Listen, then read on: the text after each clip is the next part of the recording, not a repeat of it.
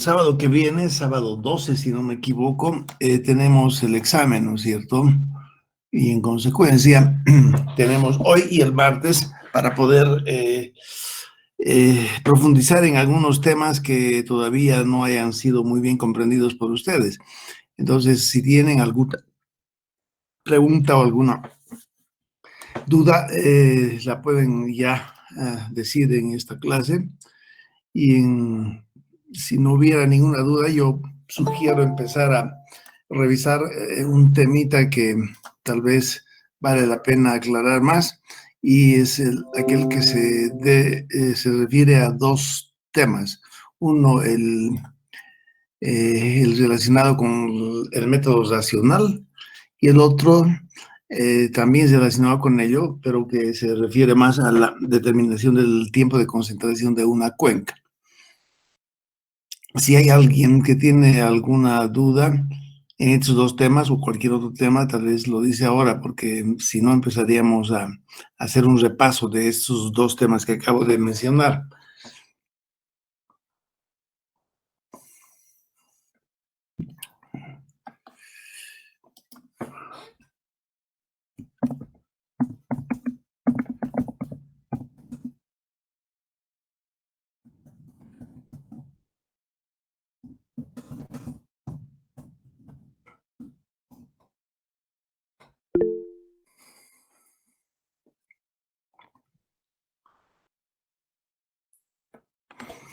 Bien, entonces no hay personas que tengan alguna duda, que me las hayan expresado en el chat tampoco.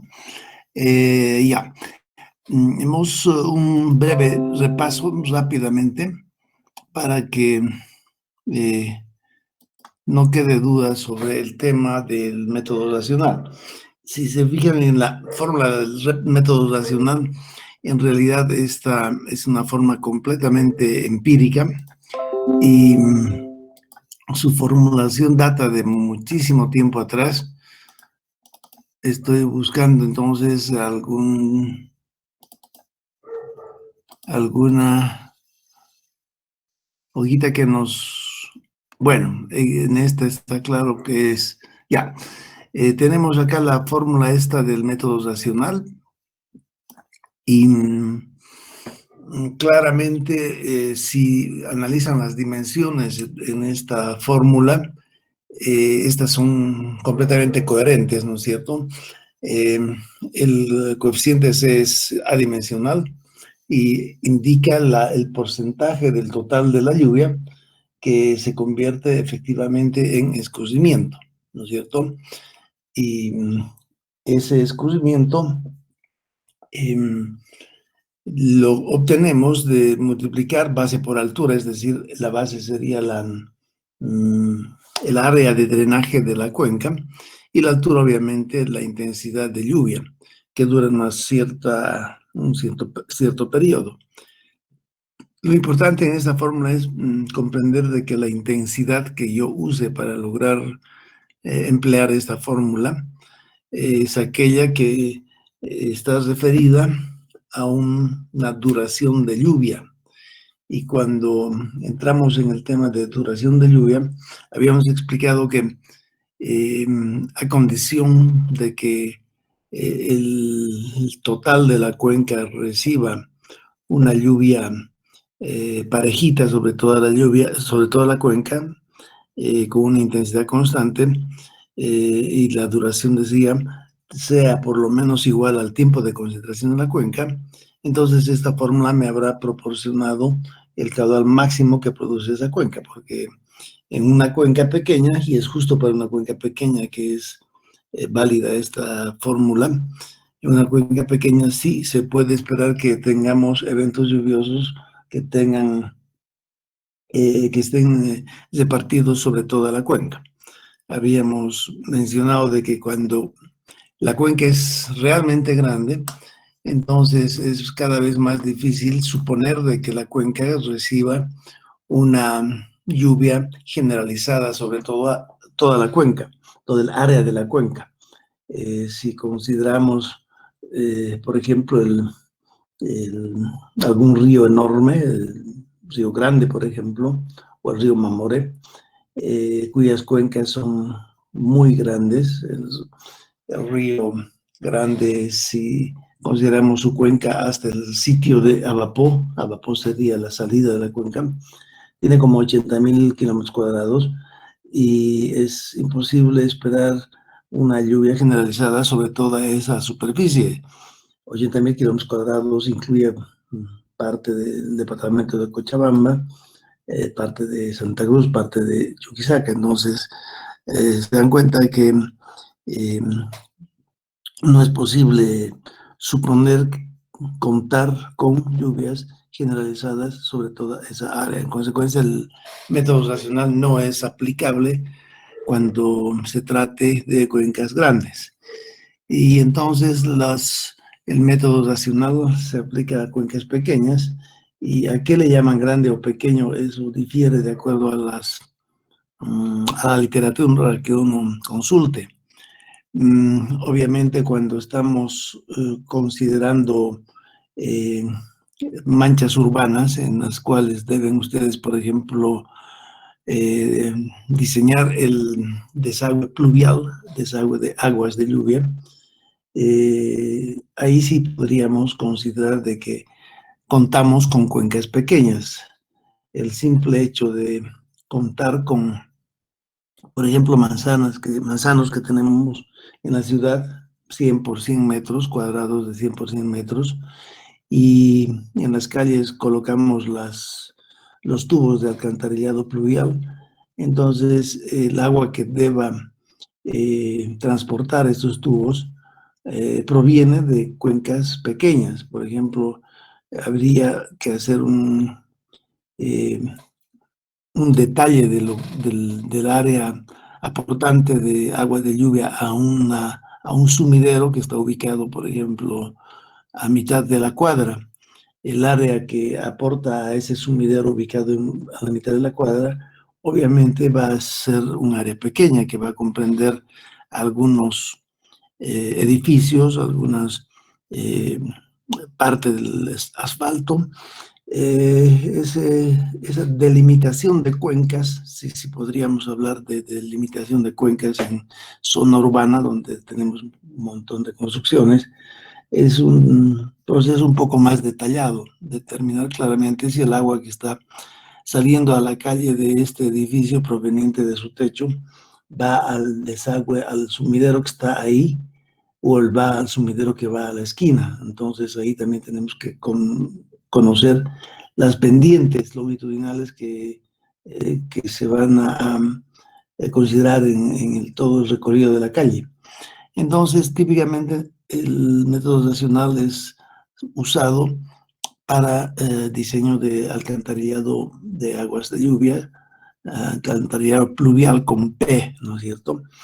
Y obviamente otro campo en el que se aplica generalmente este método es cuando consideramos un camino vecinal que cruza varias quebradas y donde estas quebradas tienen un área de drenaje, un área receptora de aguas de lluvia relativamente pequeño. Entonces, ahí también se hace mucho uso de esta metodología.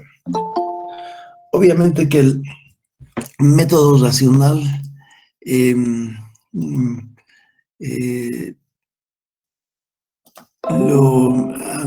hay muchos autores que han tomado como punto de partida el método racional, la expresión Q, C y A, y a partir de ella la han mejorado, la han hecho un poco más detallada, en el sentido de que, por ejemplo, el tiempo de concentración no solamente va a depender de la longitud L que debe recorrer la gota alejada, la más alejada hidráulicamente hablando de la salida, sino también va a depender, además de esa longitud, va a depender del periodo de retorno, ¿no es cierto? Mientras mayor el periodo de retorno, seguramente intuitivamente se puede aceptar que el tipo de concentración va a ser cada vez más pequeño. Entonces son ya finezas que resultan de considerar la expresión Q sería. Obviamente todas parten de esta y si ustedes comprenden esta expresión, es suficiente como para que en el futuro si incursionan en nuevas fórmulas, ya no es muy difícil de aceptar, de comprender esas nuevas fórmulas. Y obviamente el diseño que puedan lograr ustedes de una zona urbana para evacuar aguas de lluvia puede ser un poco más afinada, ¿no es cierto?, más detallada. Bueno, eso en cuanto al tiempo de concentración. Estoy mostrando esta figura que ya la hemos visto varias veces, en la que cuando se trata de una cuenca pequeña, decíamos, la razón por la que la duración de la lluvia que yo considere para calcular el caudal máximo que produce una cuenca, la cuenca pequeña de la Quebrada, por ejemplo, es que proviene de un análisis bastante simple. Perdón. La cuenca entonces la podríamos considerar como un recipiente completamente impermeable y obviamente en el recipiente identificamos toda el área que recibe la lluvia y el punto más alejado lo imaginamos como el que está ubicado diametralmente opuesto a la salida de la cuenca. Ese recipiente lo estaríamos considerando acá, ¿no es cierto? Decíamos que si abstraemos en el análisis algunos factores, podríamos suponer de que la lluvia que recibe esta cuenca pequeña estará representada por este bloque lluvioso. Un bloque lluvioso donde el tiempo que dura la lluvia, la duración de la lluvia, todavía no hablamos de tiempo de concentración, fíjense, este tiempo de concentración lo voy a colocar a otro lado. Hablamos de la duración de la lluvia, en la que expresamos esta duración como una D, por ejemplo, duración de la lluvia. Esa duración de la lluvia la hemos tomado de acuerdo a tres valores, ¿no es cierto? Un valor y todos los tres están siempre comparados con el tiempo de concentración de esa cuenca que se supone ya lo conocemos. Conocemos el tiempo que le tarda a la gota más alejada en llegar a la salida, ¿no es cierto? Entonces a eso le llamamos tiempo de concentración. En la figura de arriba se muestra el caso en el que la duración de la lluvia es exactamente igual al tiempo de concentración de la cuenca.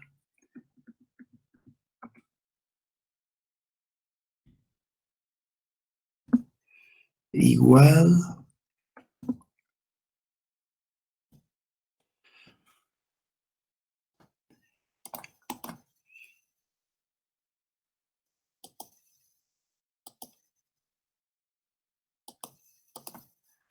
ya, la duración de las lluvias entonces, en lugar de considerarla, simplemente colocamos tiempo de concentración.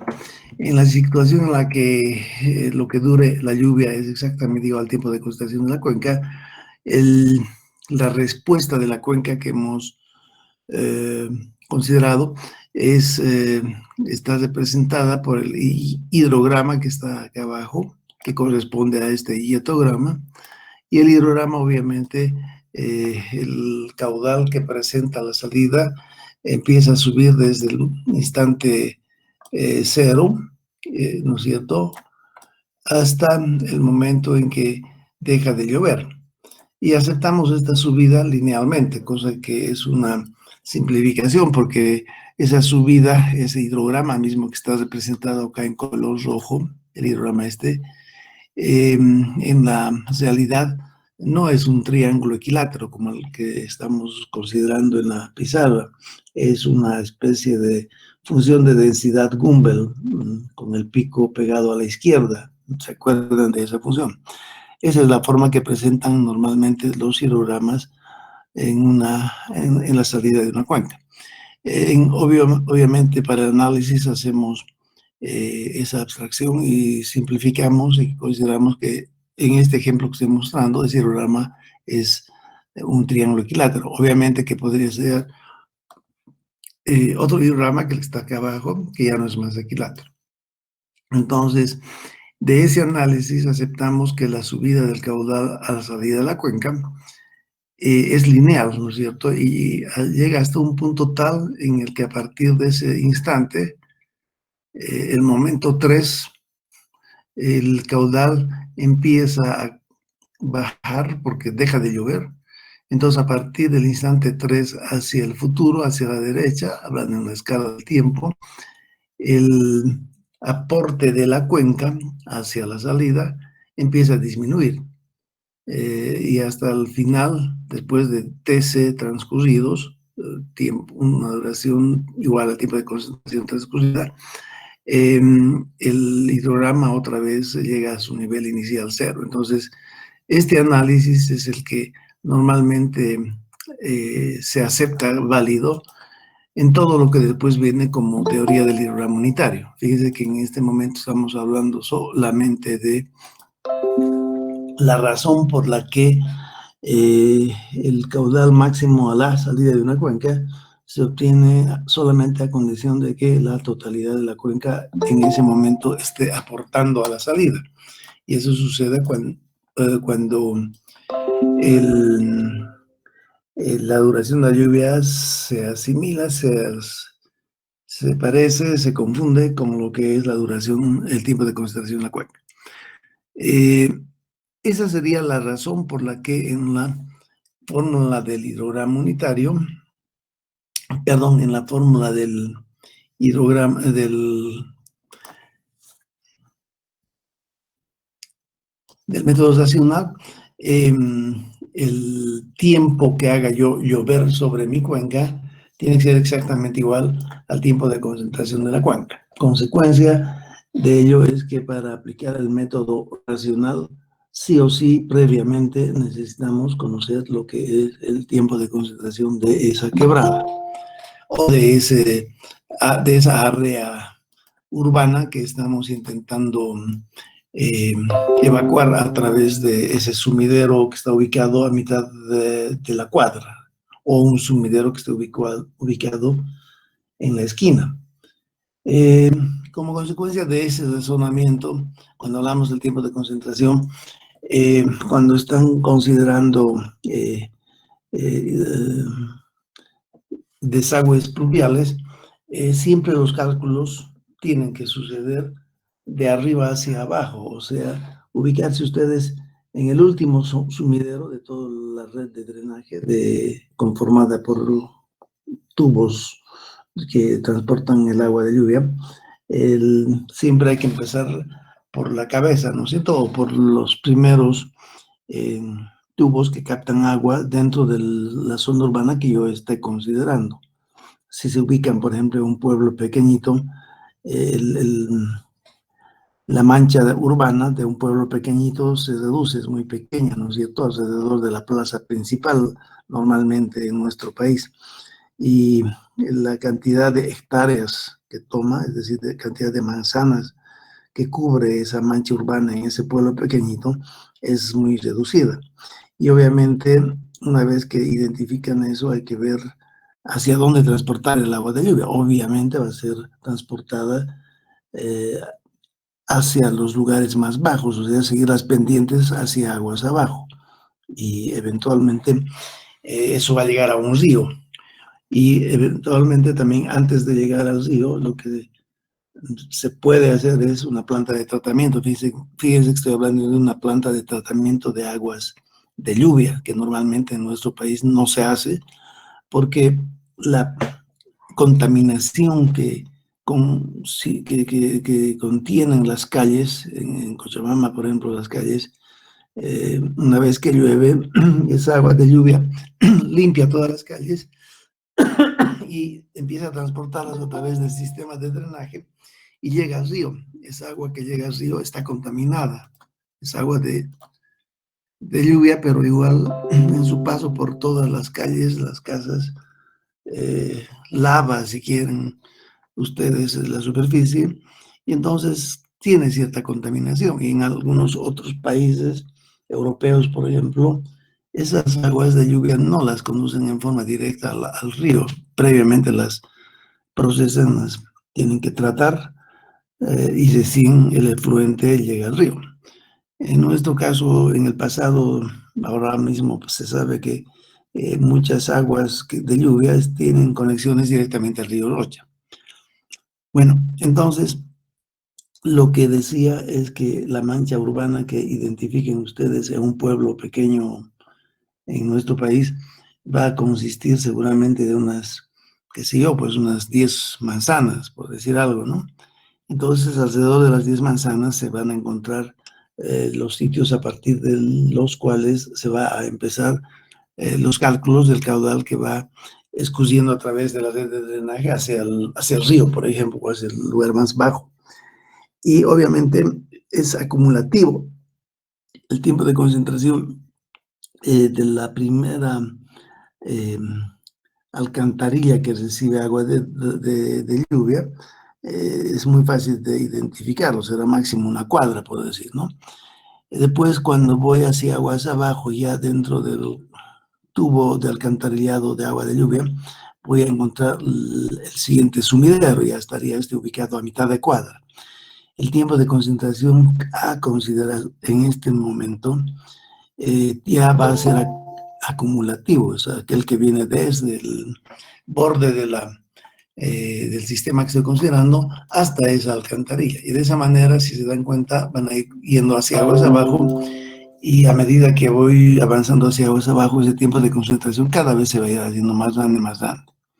En fin, es un poco la idea, cómo aplicar esto en el caso de estar solucionando la evacuación de aguas de lluvia de una ciudad o de un pueblo pequeño.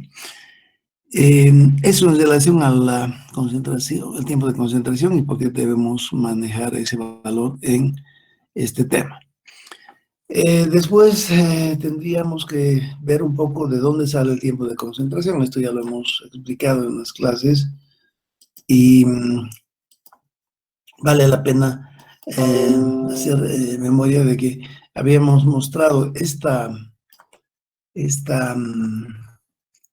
figura, esta tabla, en la que el tiempo de concentración podía ser calculado a partir de mediciones tanto de la variable dependiente como de la variable independiente, ¿no es cierto?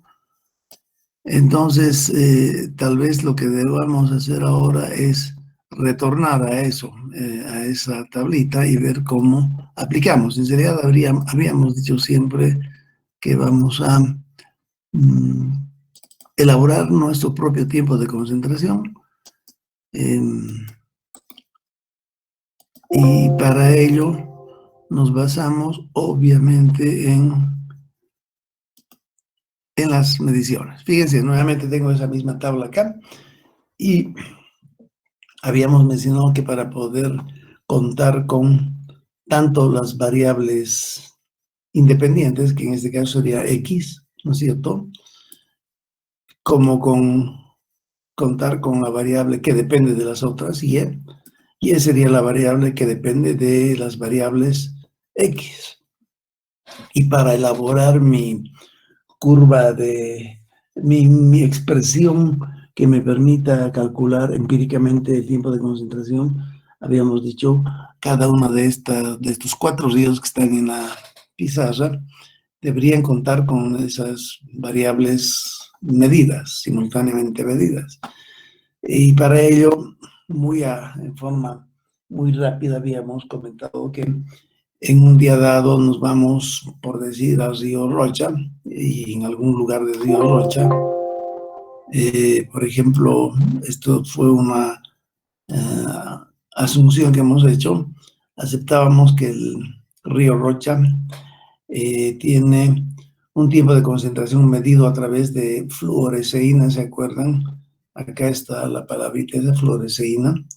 Es colorante que es amigable con el medio ambiente, no contamina las aguas, contrariamente a lo que es la añelina, si el término lo pronuncio bien. No sé si es anilina o añelina, ya, pero en fin, me comprenden de qué estoy hablando.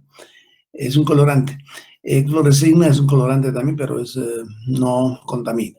Entonces, habíamos dicho que la forma de medir la variable dependiente, por ejemplo, en este caso, el tiempo de concentración medido del río Rocha, lo hacíamos utilizando fluoresceína, un día lluvioso en el que esperemos la totalidad de la cuenca esté lloviendo aproximadamente, y echábamos la fluoresceína en las nacientes que previamente han sido identificadas en un plano, y computábamos el tiempo que le tarda a esa mancha azul, por ejemplo, en llegar a la salida del río. Y hoy 1.8 horas, entonces lo mantenemos como ese valor medido. Entonces, el tiempo de concentración ha sido medido en 1.8 horas, ¿no es cierto? Y después podemos, en base a los planos, determinar que hasta ese sitio donde hemos medido el tiempo de concentración, la longitud que ha tenido que recorrer la gota más alejada es de 14 kilómetros. Podemos calcular el área de drenaje hasta ese sitio del río Rocha, 180 kilómetros cuadrados. Y también podríamos determinar la pendiente promedio de todos los 14 kilómetros que recorre el río, desde sus nacientes hasta llegar a la salida. Entonces, estos valores que estoy mostrando en la pizarra son valores que los he adoptado así de memoria, y habíamos dicho al final hago ese mismo ejercicio para varios otros ríos, el Tapacarí, el río Misque, el río Caine, etc. Fíjense que en un mismo río, imagínense el mismo río Rocha, puedo hacer esas mediciones no solamente para esa salida, que por ejemplo podría estar ubicada en el puente Calacala. Supongamos que eso que está en la pizarra son valores para la situación en la que la salida la adopto en el puente Calacala. Pero en el mismo río Rocha yo puedo desplazarme más aguas abajo y llegar hasta Parotani, ¿no es cierto? Y en Parotani me ubico en una sección y digo, esta es la salida. Y para Parotani hago otra vez el mismo ejercicio, medir tiempo de concentración. Obviamente la longitud va a ser mayor. El área de drenaje hasta Parotani obviamente va a ser mayor, y su pendiente va a variar, ¿no es cierto? Las pendientes normalmente, mientras más próximas, estoy hablando de las pendientes del río, ¿no? Del curso principal del río. Mientras más próximo el curso principal a las nacientes, las pendientes serán mayores o menores. ¿Qué opina el curso en esa pregunta? Mientras más se aproxima el área de drenaje hasta una salida en ese río, mientras más la salida se aproxima a las nacientes del río, la pendiente del río será más grande o más pequeña. ¿Alguien tiene alguna idea?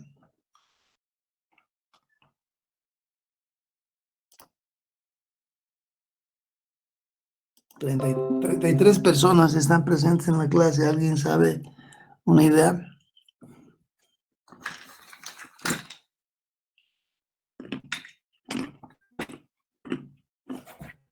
¿Nadie quiere ganarse puntos?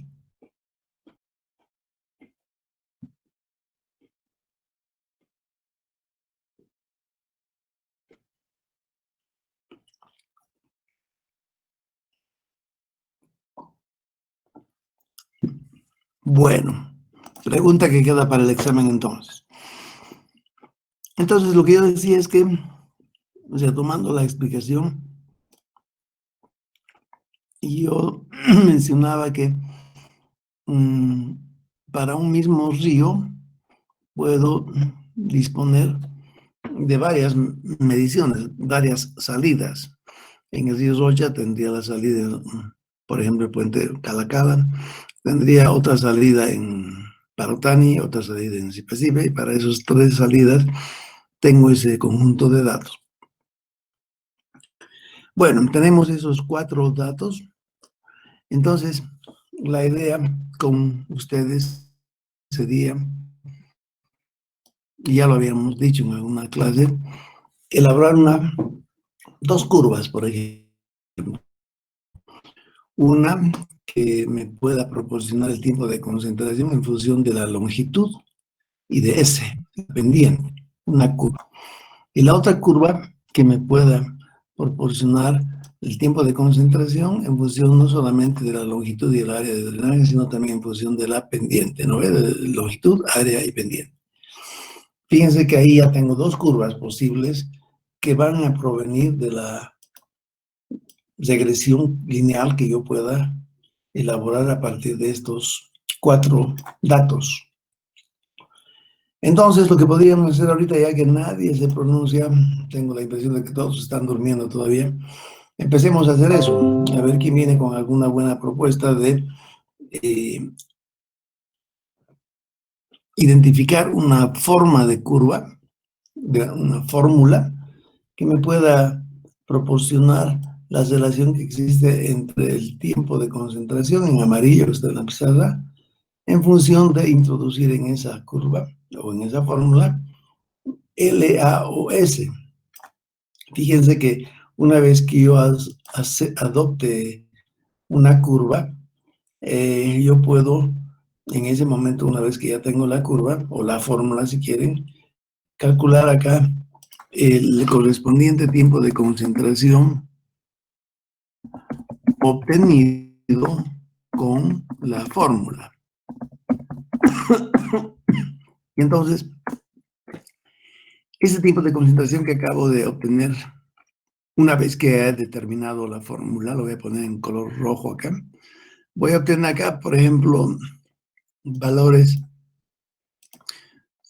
qué sé yo, bastante dispares, ¿no? Por ejemplo, que para introduciendo en la fórmula estos tres valores, LAS, la fórmula me va a devolver aquí, por ejemplo, 2,2 horas. Entonces, nuevamente vemos que la fórmula está intentando reproducir el 1,8 y no logra, y lo que hace más bien es proporcionar un tiempo de concentración mayor. Entonces, se está equivocando hacia arriba, ¿no es cierto? Después, al introducir en la fórmula estos tres valores, la fórmula me devuelve un valor que es, por ejemplo, 1,8, por decir un valor. Aquí se está equivocando al otro lado ya también. Entonces, a cada uno de estos cuatro valores observados de tiempo de concentración, voy a obtener sus cuatro correspondientes valores provenientes de la fórmula que acabo de establecer. Y en consecuencia voy a obtener cuatro errores que me van a mostrar cuánto se equivoca la fórmula al tratar de reproducir los valores observados, ¿no es cierto? Y va a haber una fórmula, porque podría ensayar varias fórmulas, va a haber un momento en el que alguna de esas fórmulas que yo ensayo va a proporcionarme a cuatro valores lo más cercanos posibles a estos cuatro valores. Idealmente, si la fórmula es perfecta, para el río Locha me va a proporcionar 1,8, para el río Topacari 3,5, para mí sí me va a proporcionar 6 horas y para el Caña 2,9 horas. Eso significa que la fórmula que acabo yo de elaborar, de obtener, es perfecta. Y eso obviamente hemos visto que no existe, ¿no es cierto? Siempre se equivoca. Y a partir de ahí hay todo un análisis que hace para aceptar esa fórmula como válida. Por ejemplo, esos cuatro errores que tenemos acá deberían ser sujetos a algunas condiciones. Y como ya estamos en el tema, lo que tenemos que mencionar acá es que hay que hacer el análisis de los errores, ¿cierto? Y en ese análisis de los errores ya estamos empezando a mostrar que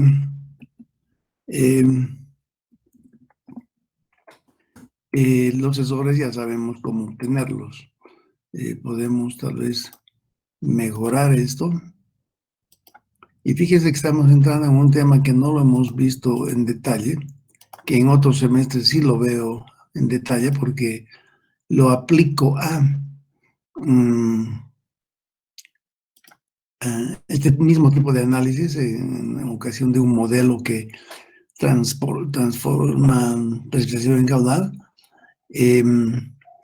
Lo que yo hago es en ese tema, que no lo estamos llevando en este semestre, porque en este semestre hemos empezado a llevar tiempo de concentración. En semestres pasados, antiguos, yo les daba siempre el tema de tiempo de concentración y en algún momento decidí ya no darles el tiempo, la teoría del tiempo de concentración, y en su lugar empecé a darles otros temas, como por ejemplo el modelito ese del que les hablo.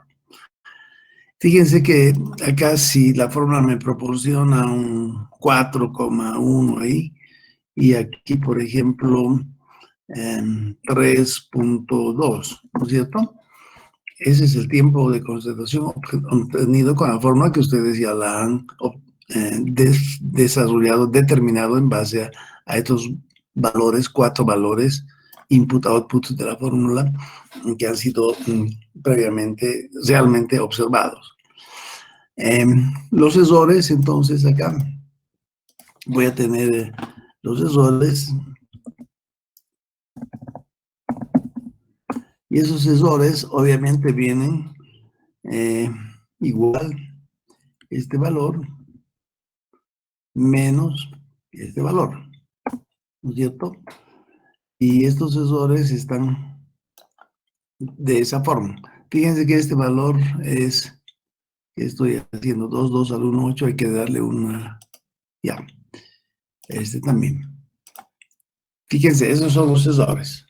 Los errores que yo cometo al adoptar la fórmula esta para lograr reproducir estos tiempos de concentración a condición de introducir en la fórmula estas variables.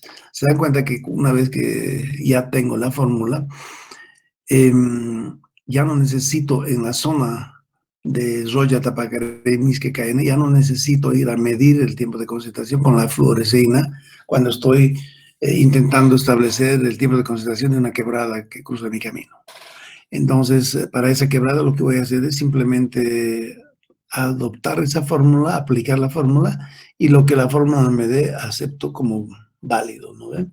Entonces, de esa forma, todas las quebradas que se encuentran en esta zona en la que yo he desarrollado mi fórmula, todas las quebradas y cuencas pequeñas van a poder ser calculadas su tiempo de concentración utilizando esa fórmula. ¿Por qué? Porque esa fórmula ha sido elaborada en un terreno semejante al que estoy considerando. De ahí que se acuerdan que decíamos en la clase, ustedes van a ir a la literatura y van a encontrar varias fórmulas, ¿no ven? Hasta 8 yo veo que en alguna ocasión algún consultor utiliza, y lo lamentable de eso es que no sabemos en qué tipo de cuencas hidrológicas han logrado el autor de la fórmula establecer esa su fórmula. Y lo ideal sería, habíamos dicho, de investigar cada una de esas fórmulas que estoy aplicando en mi consultoría, en mi informe de consultoría. Lo ideal sería investigar cada una de esas 4 fórmulas al autor donde ha establecido esas fórmulas. Algunos lo habrán establecido haciendo mediciones en terreno montañoso, otros habrán establecido su fórmula en un terreno que no se parece para nada al terreno que yo estoy considerando en mi consultoría. Entonces, a partir de ello, tienen ustedes que eliminar esa fórmula. Simplemente ha sido determinada por su autor en una zona que no tiene ninguna semejanza con la zona en la cual yo estoy trabajando. Entonces, esa fórmula simplemente cae, ¿no? Y obviamente cuando hago yo mi propia fórmula en base a estos ríos que están cerquita, bueno, aproximadamente cerca, entonces toda otra cuenca para la cual necesite yo calcular estimativamente la fórmula, en lugar de ir a hacer mis mediciones con la fluoresceína, lo que voy a hacer es aplicar la fórmula que acabo ya de obtenerla y que le doy un nombre, ¿no? Fórmula de laboratorio hidráulica del LH1, por ejemplo, ¿no? Para ese tipo de zonas. Para eso sirve la fórmula. Ahora estamos en la fase de establecer la fórmula. Y una vez que estoy haciendo eso, fíjense, una vez que me he cansado de identificar la mejor expresión que me pueda reproducir esos valores en amarillo, obviamente tiene la forma de hacerlo es lograr que los errores sean lo más pequeños posibles, y eso estamos intentando mostrar a ustedes.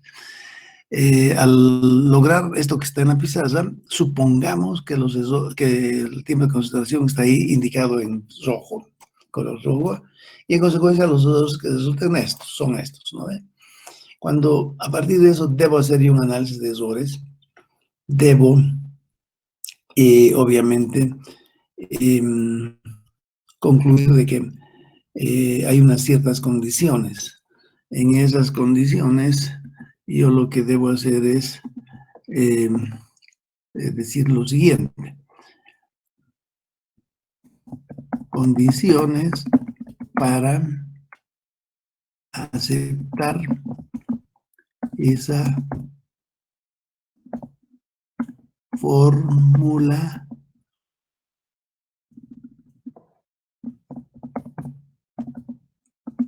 como válida. Bueno, mis acentos no me agarran, es una macana estas condiciones para aceptar esa fórmula.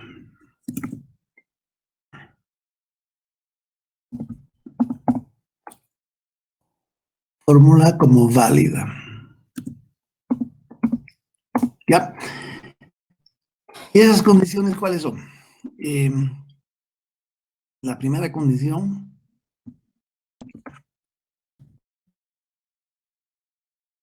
es que el valor esperado de los errores,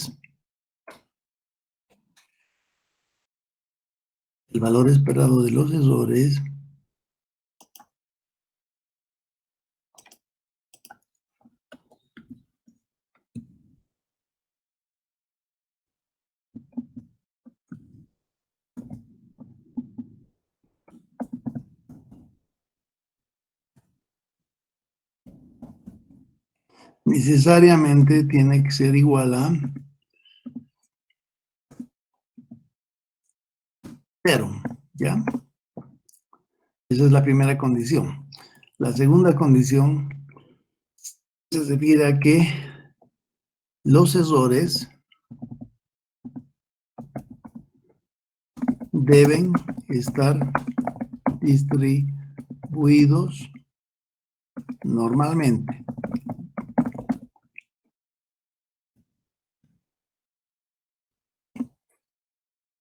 La tercera condición es que la condición de homoscedasticidad,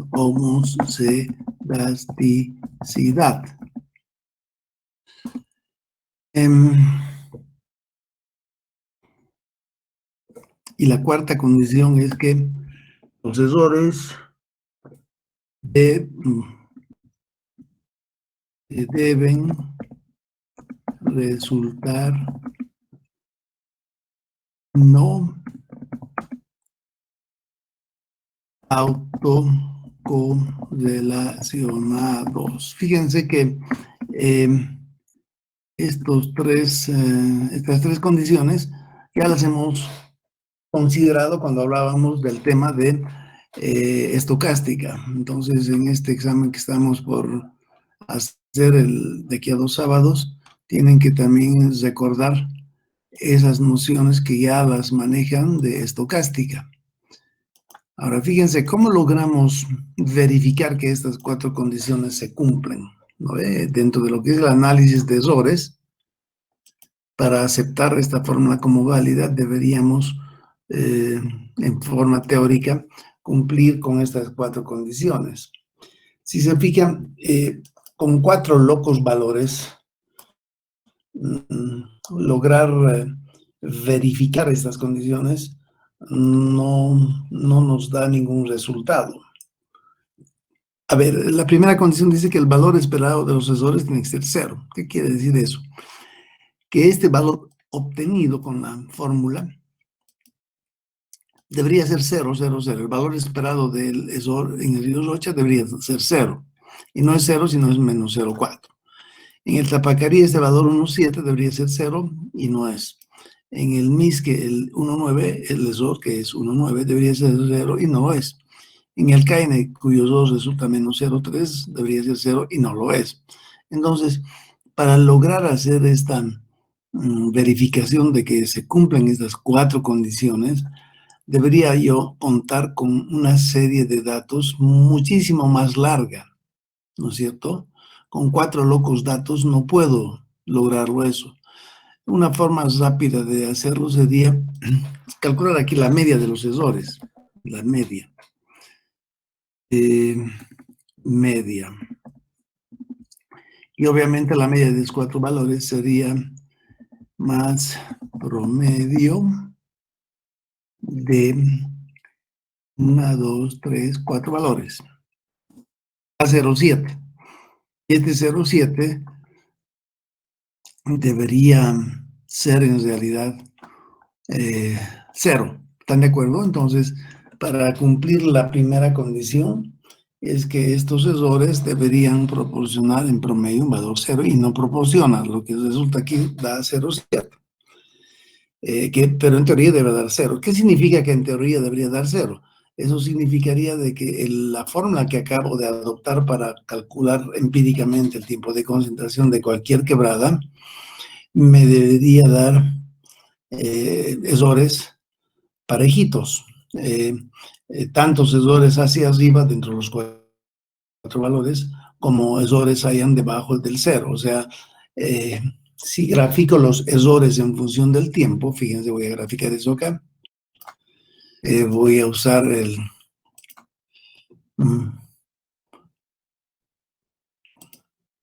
eso. Fíjense que la condición se cumple, gráficamente hablando, sería dibujar esta relación. Si se fijan acá, los errores están ubicados acá en la izquierda, ¿no? En el eje vertical. Y la cantidad de datos con los que estoy trabajando son 5, ¿no? 1, 2, 3, 4, 5, estos 5 valores. Perdón, estoy mal, tienen que ser 4 valores. ¿Ya? Ahora, pues fíjense lo que sale en forma gráfica. La línea del valor 0, la voy a recalcar acá, el valor 0, va a estar ubicada, la voy a colocar si quieren,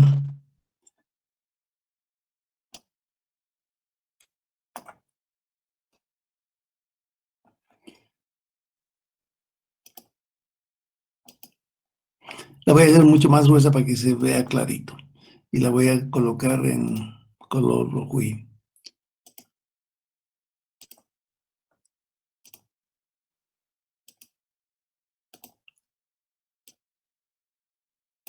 Ya, esta es la línea del 0, ¿no es cierto?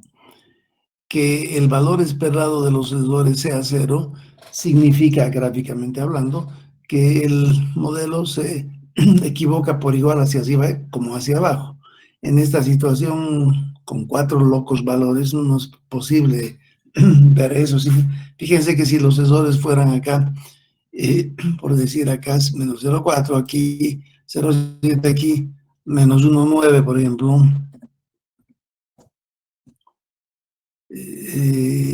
esta sería una situación mejor. Fíjense, acá está la línea del 0 y los errores que comete el modelo, que el modelo sería la fórmula que acabo de establecer, se reparten más o menos parejito hacia arriba y hacia abajo. Obviamente cuando tenemos no solo 4 datos, perdón, son 4 datos, en lugar de 4 datos tenemos, por decir, 40 mediciones, 40 veces he ido a sitios diferentes, ríos, donde he echado la fluoresceína. Entonces, con 40 valores, esta línea horizontal ya no representaría solamente 4 locos errores, sino 40 errores. Y en esa situación de 40 errores ya es más fácil ver que se cumpla la primera condición. Los errores deberían estar repartidos parejito hacia arriba del cero como hacia abajo del cero. Es decir, la fórmula, una vez que la adopto, debería equivocarse por igual hacia arriba como hacia abajo.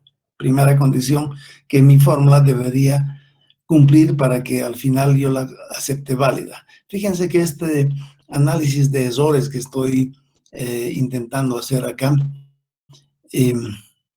es lo que realmente hace uno cuando realmente quiere determinar, elaborar, producir, crear su propia fórmula de cálculo de concentración, ¿no es cierto? Podría ser parte de una tesis, por ejemplo, que un muchacho diga, yo, ya que no existen fórmulas empíricas para calcular el tiempo de concentración en zona montañosa de nuestro país o de Cochabamba, voy a elaborar como parte de mi tesis, voy a intentar elaborar, determinar una fórmula. Y para ello, obviamente, es un trabajo arduo, ¿no? El ir a hacer las mediciones en todos estos 4 ríos, o en muchos más, 40 ríos, imagínense, pero con 40 valores ya podemos verificar las condiciones que deba cumplir esa fórmula que acabo de adoptar o producir en base a 40 datos observados en la zona de Cochabamba, montañas de Cochabamba, ¿no? Entonces, este análisis que les estoy mostrando es más un análisis de investigación. Es obvio que que vale la pena que lo conozcan, porque al final estos análisis que estoy mostrando son válidos no solamente para este tipo de definición de fórmulas, por ejemplo. Estos análisis también son válidos para cuando ustedes bajen un programa de internet que transforma datos de precipitación que recibe una cuenca junto con otros datos, por ejemplo, temperaturas. Imagínense que tengan valores de precipitación que recibe la cuenca mes a mes. También tienen valores de temperatura mes a mes. Y también tienen valores de caudal que produce esa cuenca mes a mes. Tendrían 2 inputs y un output, ¿no ve? Los 2 inputs se asemejan a estos de acá, LAS, y el único output de ustedes en ese caso sería el caudal que sale de la cuenca. Entonces ahí hay muchos modelos gratuitos que los bajan de internet y ustedes apliquen, ¿no ve?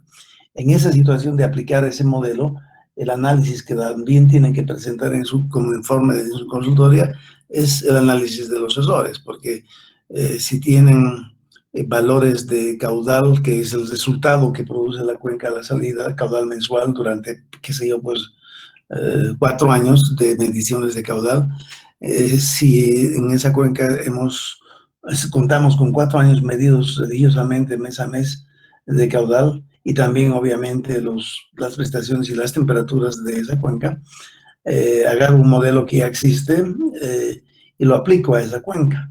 Y obviamente el modelo me proporciona los caudales a través de sus fórmulas que deberían producir la cuenca a condición de recibir esas mismas precipitaciones, esos mismos temperaturas durante ese periodo que estoy considerando. Y a partir de ahí ya obtengo esos errores. Y esos errores deberían ustedes también someterlos a un análisis. El modelo que acabo de aplicar a esos datos de esa cuenca, en cuánto se está equivocando. Idealmente, el modelo, una vez que lo aplico, me debería me debería dar datos de caudal que se parezcan lo más posible a esos 4 años que han sido observados. Como no se va a parecer, entonces empiezan los errores. Entonces, esos errores, si son 4 años, a nivel mensual van a tener, en esta gráfica que estamos viendo de errores, en lugar de 4 valores, van a tener 4 veces 12, ¿no es? 48. ¿No ve? 48 valores, en lugar de 4 van a tener 48 valores, 48 errores, y esos 48 errores ya es fácil más o menos visualmente decir, ese modelo o programa que he bajado de internet y que lo estoy aplicando a esta mi cuenca, me proporcionan 48 errores que visualmente cumple con el requisito de que ese mi modelo se equivoque en forma parejita hacia arriba y hacia abajo. a veces me dé un caudal mensual más grande del que debería darme, comparándolo con el observado, y a veces me da un caudal más bajo que el que me debería dar, comparando con el observado. Entonces eso, en parte del estudio de la consultoría que están haciendo, va a ser mostrar esos sensores gráficamente. Bueno, esa es la primera condición, que una vez que he terminado de aplicar el modelo y adoptado el modelo, la primera condición que deba cumplir los sensores son estas. Segunda condición, con 4 sensores, también acá en el ejemplo que estamos viendo, no puedo hacer mucho. La segunda condición indica de que los sensores, fíjense que todas estas 4 condiciones se refieren a los sensores, y los sensores existen una vez que ya he adoptado una fórmula, la fórmula con la que he logrado producir estos valores rojos, ¿no ven? Y si hablamos del modelo mensual que están aplicando, estos sensores obviamente son los 48 valores mensuales provenientes de 4 años, de contrastar cada mes, mes a mes, lo que debiera darme el modelo como resultado, contrastarlo contra lo que efectivamente me da. Entonces, la segunda condición indica de que esos sensores debieran estar normalmente distribuidos. Y ustedes ya saben qué significa que una serie esté normalmente distribuidos. Eso significa que estos 4 sensores de acá, perdón, sí, exacto, estos 4 sensores, porque de ellos se trata, estos 4 valores locos deberían estar normalmente distribuidos. Obviamente, en este ejemplo que tenemos en la pizarra con 4 sensores, no hay forma de verificar eso. Porque si yo les digo, ustedes hagan una encuesta de 700 edades en San Simón, ya tienen los 700 valores uno tras otro, y ahí lo que tienen que hacer ustedes, ver a qué distribución pertenecen esos 400 edades, ¿no ven? Y para hacerlo ya saben los métodos que usamos. Eso mismo deberíamos hacer acá con los sensores, pero con 4 de la pizarra no logramos comprobar de que evidentemente esos 4 valores estén distribuidos normalmente. Pero eso hay que hacerlo. Obviamente, en el caso en el que ustedes apliquen un modelo mensual en el que hay 4 años observados de caudal, que sería la salida del modelo, y obviamente los 4 correspondientes años a nivel mensual, entrada del modelo, que son prestaciones y caudales, porque fíjense, ese modelo del que estoy hablando recibe como input 2 variables, precipitación mensual y temperatura mensual. Y las 2 variables ingresan en el modelo y el modelo me devuelve los caudales que debería producir la cuenca. ¿No ven? Los errores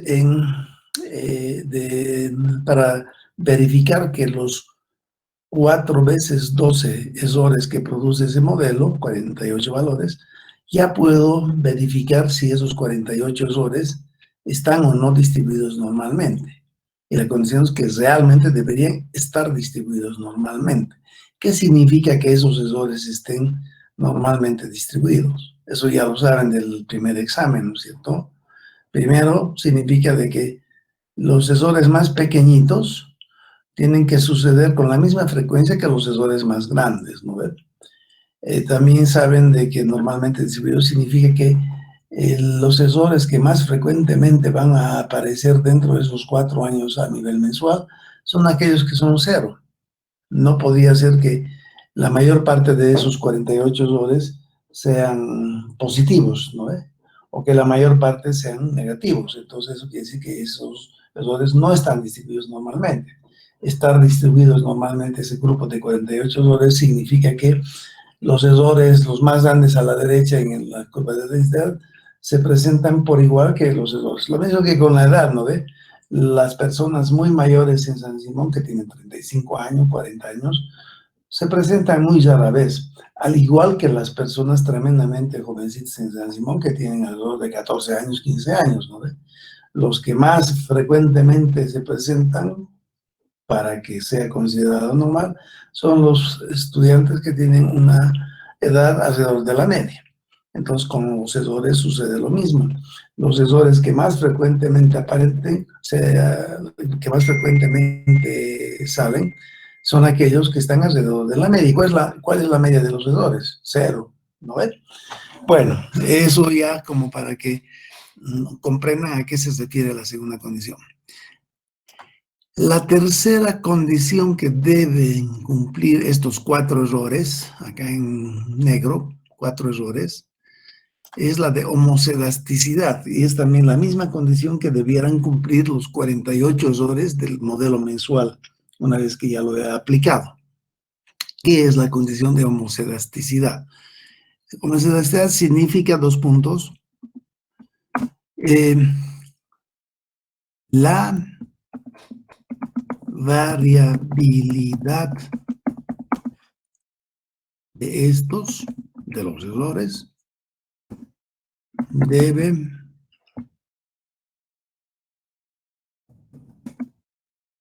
ser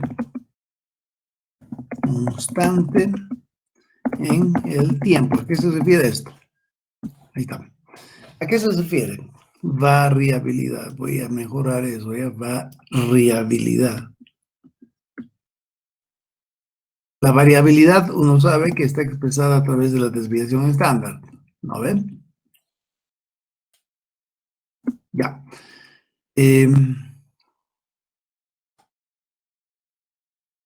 Y acá lo vamos a poner como que condición 2.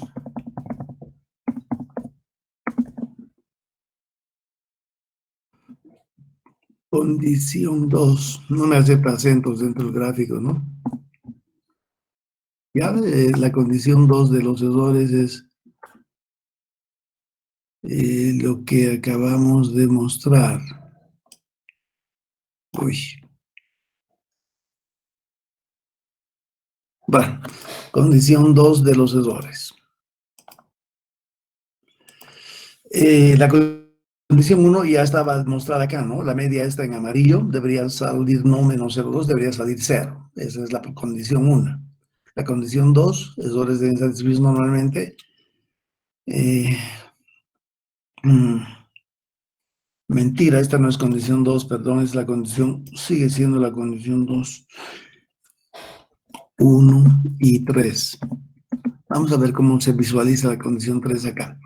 Imagínense que cuando yo tengo 48 errores del modelo mensual ese, yo los dibujo así, solo que ahorita dibujarlos de memoria tendría que buscarme una serie de 48 valores más o menos. Uy, ¿dónde habrá una serie de 48 valores?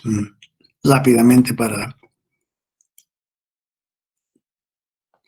A ver, vamos a ver si logramos algo.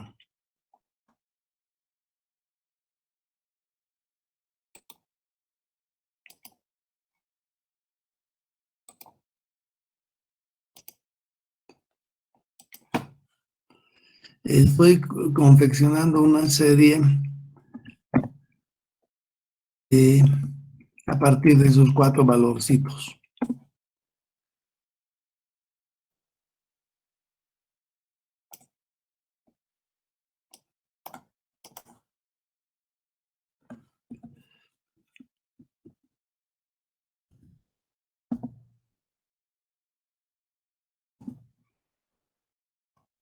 Debería confeccionar ahorita 48 valores para estar coherentes con los 4 años a nivel mensual modelados por el modelo que transforma precipitación, temperatura en caudal mensualmente, ¿no es cierto? Que hago aquí, si hago 0,5, ¿qué pasa? 0,9, eso.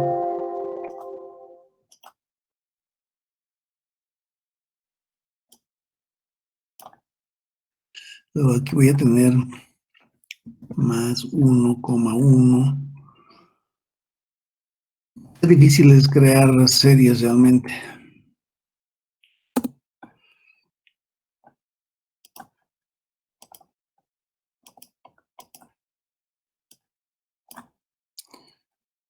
No sé, a ver, voy a ver qué resulta de eso. Fíjense, estos que estoy achurando en color verde son los errores de los que estoy hablando y esos los voy a graficar, por ejemplo, insertar, una línea y que sea esto, a ver qué sale. Ya, fíjense.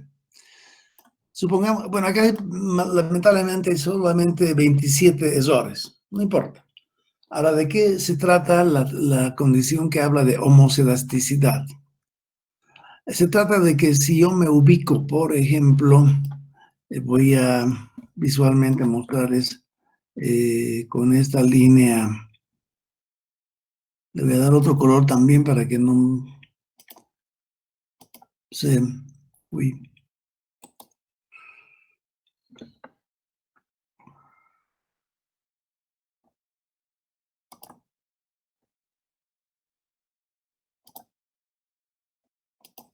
Verde, ¿ya? Ya, fíjense, imagínense que yo me ubique en la serie, horizontalmente hablando, en este periodo. ¿Están todos de acuerdo? Estoy yendo del periodo, del error número 3 al error número 13. En esos errores, en ese periodo, la desviación estándar debería resultar un valor. Yo puedo sacar la desviación estándar en base a esos 3 al 13, digamos, 11 valores, ¿no ven? Y supongamos que esa desviación estándar sale un cierto valor y ese cierto valor yo lo represento por una línea más o menos de este tipo. Ahorita lo que estoy intentando hacer es mostrarles a ustedes que gráficamente cómo aplicar la condición de homoscedasticidad. Fíjense que en ese periodo en el que me he ubicado, que este sea un color, por ejemplo, rojo. Ya. El error en ese periodo de 11 valores está definido por esto. Es la desviación estándar. ¿Ya? ¿Cómo se calcula la desviación estándar de estos 11 valores? ¿Cuáles son los 11 valores? Aquellos que van del valor número 3 al valor número 13. ¿Están de acuerdo? Horizontalmente tengo 27 errores acá, deberían ser 48 de los que estaba hablando, ¿no es cierto? Entonces, fíjense que cuando yo calculo la desviación estándar basándome en tan solamente una parte de los valores horizontales, por ejemplo, aquellos errores que vienen entre el valor 3, ubicado en el mes 3 y el mes 13, la desviación estándar calculada en base a esos valores resulta así de grande, ¿ya? Después yo puedo hacer lo mismo.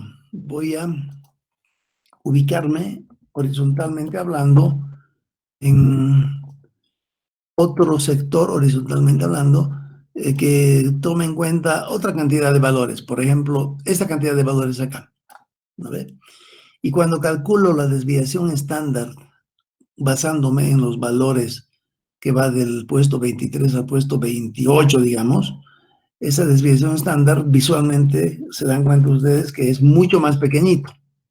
La desviación estándar de ese periodo es mucho más pequeñito. Conclusión, la desviación estándar de este sector, ¿no ve? De este sector, resulta un valor bastante más grande que la desviación estándar calculada en base a solamente este sector. Para que la serie cumpla con la condición de homoscedasticitad, ambas desviaciones estándar deberían ser parejitos, serían iguales. ¿Qué quiere decir eso? Lo que acabo de mencionar acá en esta gráfica de arriba, por eso he añadido ahí la condición 3 de homoscedasticidad. El hecho de que esta desviación estándar calculada en base a este sector de errores no salga exactamente igual a la desviación estándar calculada acá en base a este otro sector de errores, hace que la serie esta no sea homocedástica. En realidad lo que está sucediendo acá es que el modelo se está equivocando en forma desigual. En este periodo se equivoca poco el modelo. Fíjense, los errores están más cerca al valor 0, que es este de acá, hacia arriba y hacia abajo. Pero en este otro lugar, cuando yo calculo la desviación estándar basándome en esos valores, el modelo se equivoca demasiado. Ahora, para hacerlo un poquito más visual, tal vez el valor 11, que sería este, debería ponerlo 1,6, 4 o 5, a ver dónde sale eso.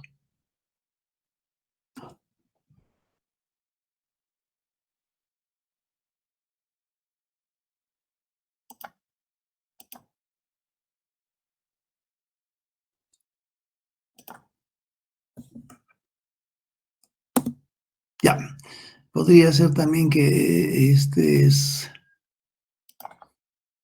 menos.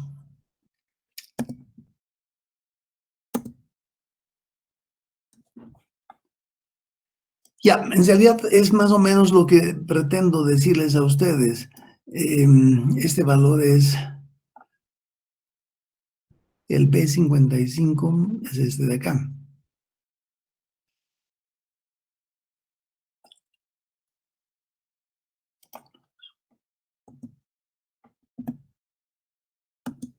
Ya, ahí está, ahí se ve un poco mejor, creo, el valor 11. Vamos a ver dónde está ubicado acá.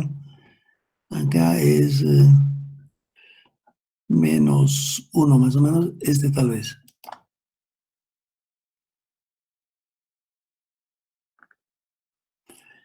Bueno, está más o menos comprendido hasta ahora lo que quiero decir. Si hay preguntas, díganlo ahora porque es pregunta de examen. Vamos a explicar esto mismo la próxima clase para que mucha gente diga, no lo hemos visto.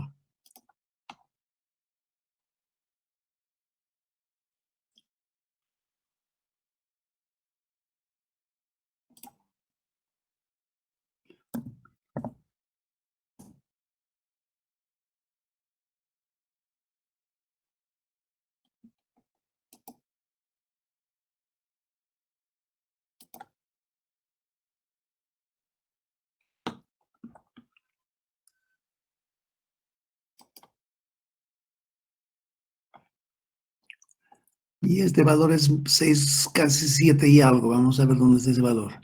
Si este valor es 2, por ejemplo, sale mejor.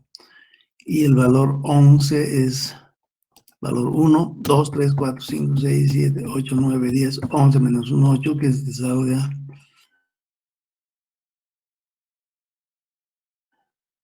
menos 4,9. El valor 23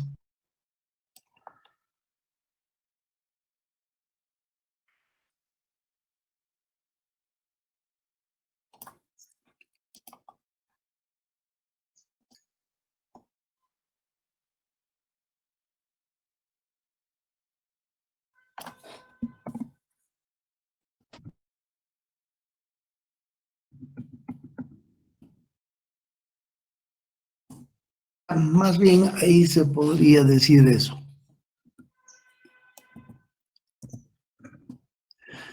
Ya, entonces